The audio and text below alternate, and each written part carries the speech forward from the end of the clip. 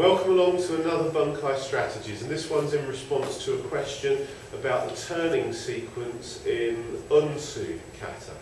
And first off, these clips are very short, so we're not going to go into it in quite as much detail as you'll see on the kata and application DVD.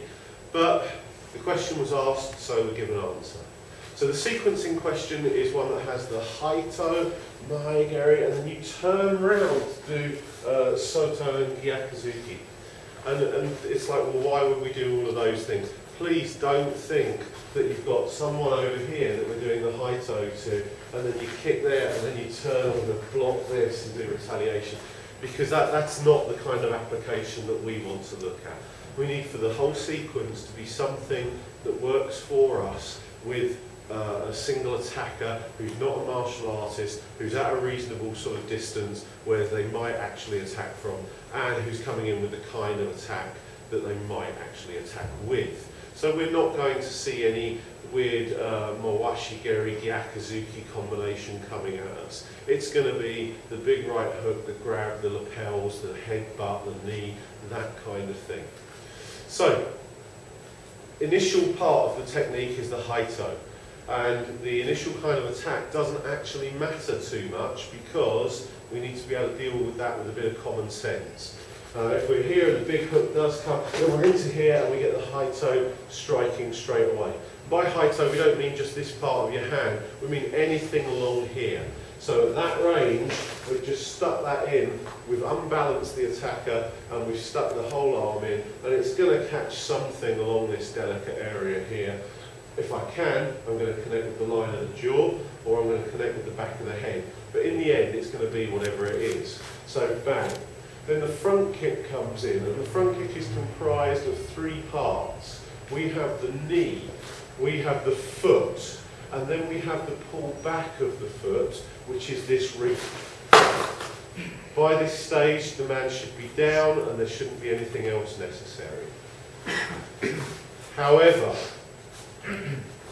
if, for any reason, parts of it haven't come about, I need to be moving on and having something else go on. Because if I don't, then I get into stuck-mindedness, and that's where you go, oh, and we catch the shoulder, or he's got his arm up, and nothing else happens, and then what? Oh, he just lays into us.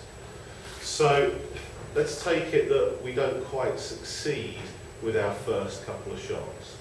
We've gone bang here, tried this kick, that hasn't happened, tried the re, maybe that's not happening. If I need to drop the man, and I've hoiked into here and nothing's happened, then the best thing I can do is move me while adhering to them. So if I move me, I could try and move this way, but that's working with his strength.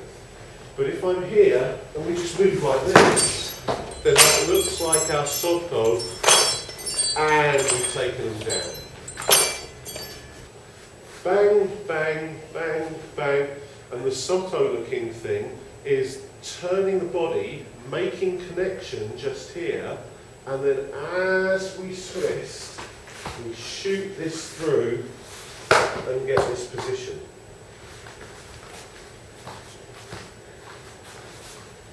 What we do with the legs might be that I connect with this arm, come through here, this one's going to be making contact as well. In order to help me with the throw, I might want to lift this, and as we push this in, bring this round and back on itself. If we're left with having to do the gyakuzuki, then we probably didn't do the rest of it well enough. Slipping and sliding, we can see another variation here where the hook comes in. We've gone for this, none of that's happened. And so as we come through here, we can now bring this one round this way, and get our soto just there instead.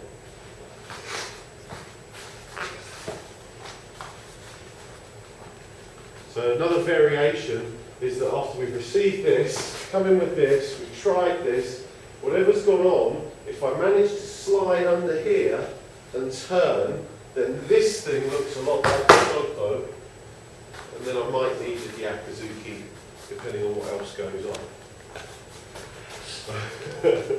So why might I want my knee up in the air with the turn?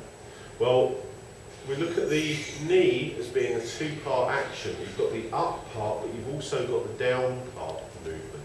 So if I'm raising my knee and then thrusting my foot at the floor, I need a reason. Now it could be that we're just stamping down on the foot, but the joy of putting your foot down hard is that we can pull stuff over the hip with it.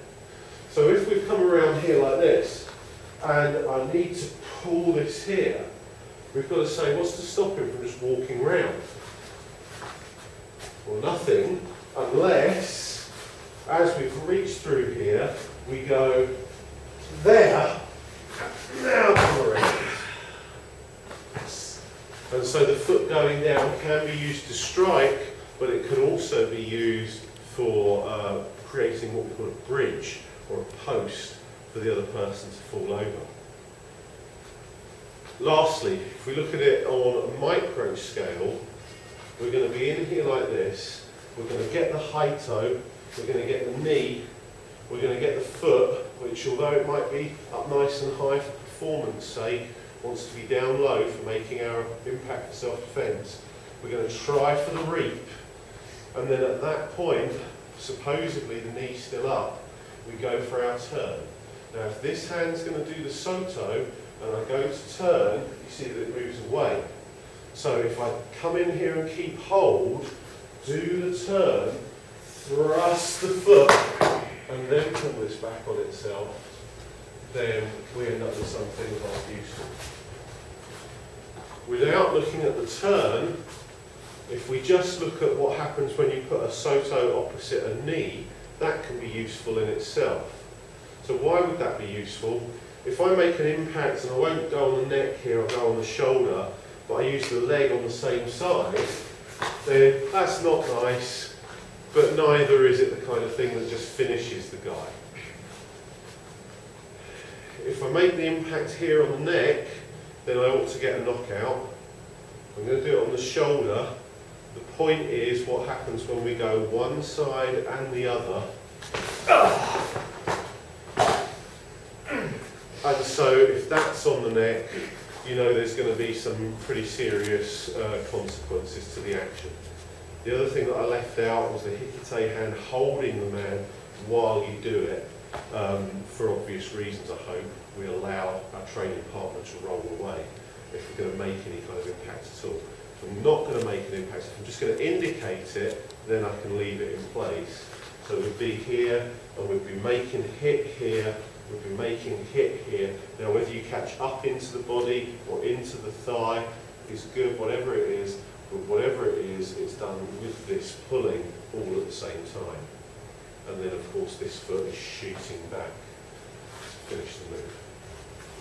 So we've given you a few different ideas there about what you could use the turning sequence.